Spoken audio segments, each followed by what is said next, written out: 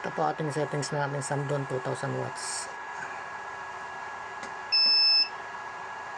D1 ay naka C4 lang po siya. Tapos A2 14.0 sa float voltage. Tapos sa A3 same lang po siya sa pag yung mapupuno na. A4 10.5 volts. Tapos A5 recovery niya 12.8 volts. A6 pag na-reach niya yung 13.2 titigil na yung kanyang charging sa battery. A7 ito yung battery low bat natin 11.5 volts. Pag na-reach niya 11.5 volts babalik na siya mamamatay na siya. Low bat po ang battery, lilipat na po siya sa ATS natin. A8 60 Hz. A9 230, pwede yung mamili. D3 mode na tayo 060 0. Yan. Yan po mga parameters natin. Yan. Tingnan po. Yan. 13.2 11.5 battery low bat. A8 60 Hz. Dito tayo mamili. Tapos i-home na natin para mag-save ng kanya. Tapos punta tayo ng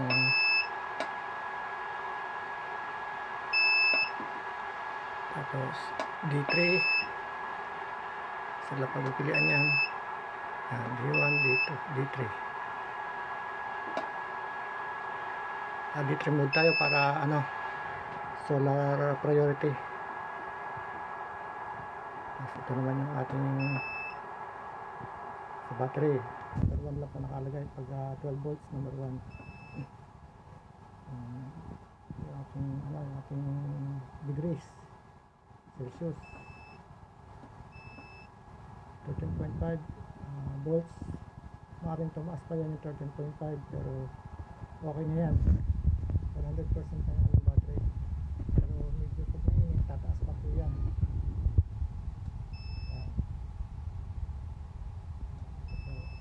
So 30 volts pwede natin set. Then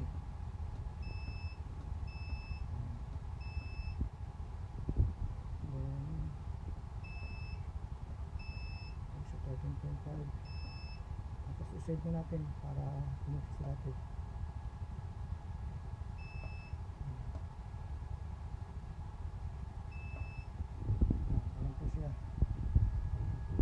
Ating Samdon na Toridal na 2000 watts. Walang nakaload siya nga sa kanya ngayon at ating ginawarm up lang para mapuno yung kanyang battery. Medyo nakulong din na siya. Yan po yung battery natin. Load pa po ito sa 12 volts na ito. Ito yung kanyang nilalagyan ng S168 battery. Ito yung laki ito.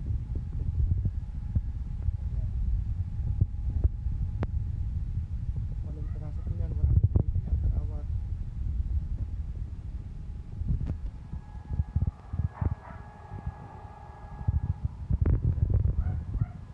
12 volt set up lang po yan.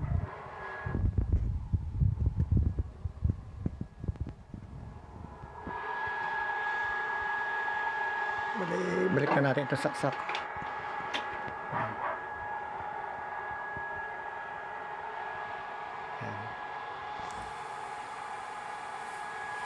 Bali, ito pang nakaload sa kanya ay yan. Ito po bali nakaload sa kanya.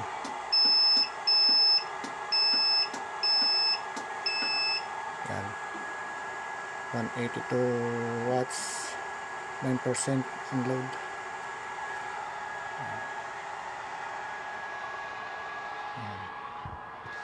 Yan po ito. Rep lang yung nakaload sa kanya at saka yan ay yung rep na yan.